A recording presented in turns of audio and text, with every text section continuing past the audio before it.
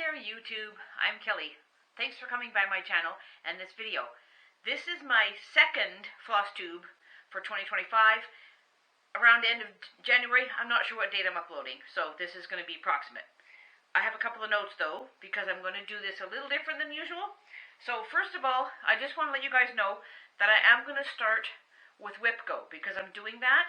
So the calls that were for January, what I did, and then whatever's coming up for February. And I'm going to be inserting photos and clips and different things, so that's why it's a little different than normal. So here we go. Today is the 25th of January, and Jessie Marie did the WIPGO calls for February, which were 7 and 8. So 7 is one of my Winter Queen slots, and 8 is the red truck wall hanging. I'm calling it that because more than likely that's what it's going to wind up being. So let's bring in my list of calls here, and we'll take a pen and we'll put in number 7 and number 8. Alrighty, here's my board. So last month we had number 11 and number 20. And this month we have 7 and 8. Working on a column. We'll see what happens in the future.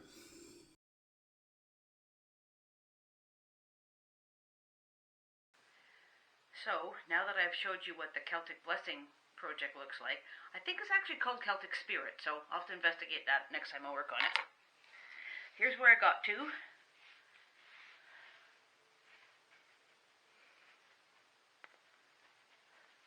I just worked on getting some more wording done. A bit more of this letter A, and the M is pretty much done. Other than there's beads going there.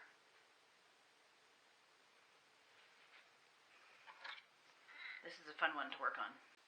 For the update to the Diamond Rocking Horse by Teresa Wentzler, I have a photo and a video clip to show you, because that'll make more sense.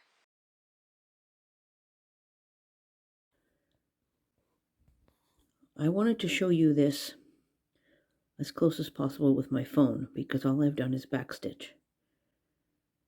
So I did a little bit on the bottom of the blanket, and I did the horse's legs finishing up. There's 2 different browns, and part of the backstitch for the basket weave pattern on the rocker, but the color that was from the pattern doesn't really show up the basket weave that much. It's 435, but it was used the same for the saddle, so I'm just going to do it, and it is what it is. And I did a little bit of the tassel area on the end of the rocker.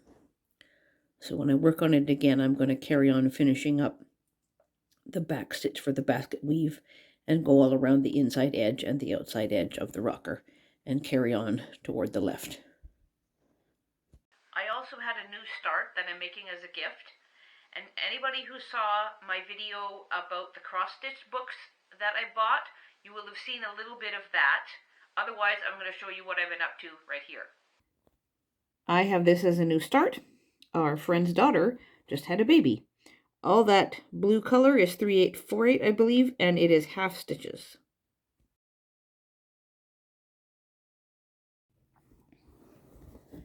I'm working on the half crosses, which I've never done before. Hold on a second. But I had sort of a thought, because usually I do my cross stitches across and then I come back the other way and do the other leg, and it makes little stitches on the back somewhat tidy. I don't usually care about what my backs look like, but for the sake of not having bulk, might as well try it, right? So when I started doing these, I did one line this way. I don't know if these are tent stitches or continental stitches or some of each. I have no idea. They're half crosses. So this way is all this way. One row. Start at the bottom, left hand of the square, go up to the top, right hand of the square.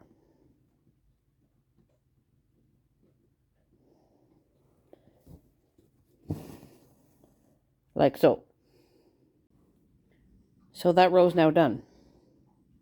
I'm going to go back the other way from right to left for the next row.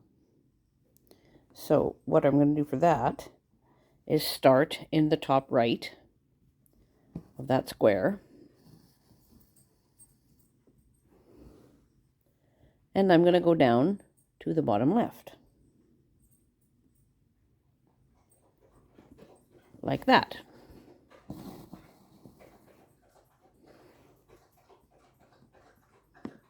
Exactly the opposite of what I have just done.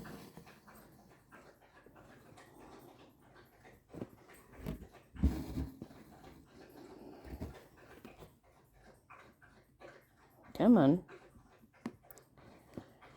I think I just did one of those the wrong way. You get sort of into a habit, and I've never done half stitches before, so I have to concentrate on doing this the right way. Come on. There, on top of that little white stitch right there. Okay, you get the idea. So, one row is this way, next row this way, then that way, then that way. And on the back, sorry for bumping, you get reasonably tidy little stitches like so. And here's where I stopped work on my new little star project. It's pretty easy to stitch up. I've been trying to get most of the other bits done, like the star, and there's like shooting star area here. You guys saw that in the mock-up. And then once I have that done, then I work down with the half stitches. I'll go a bit closer so you can see it better.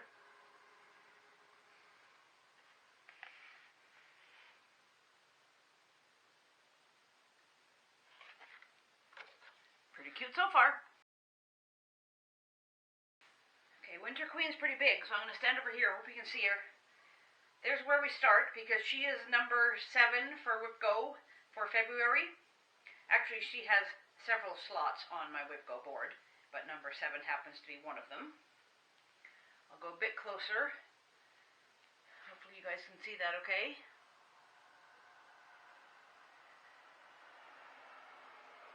And here is what the red truck looks like before I get working on it. I will take photos of this in Winter Queen, so that when I do the next video, you have a before, and then I'll show you the after. Thank you, everybody. I do appreciate your time. Happy stitching to all.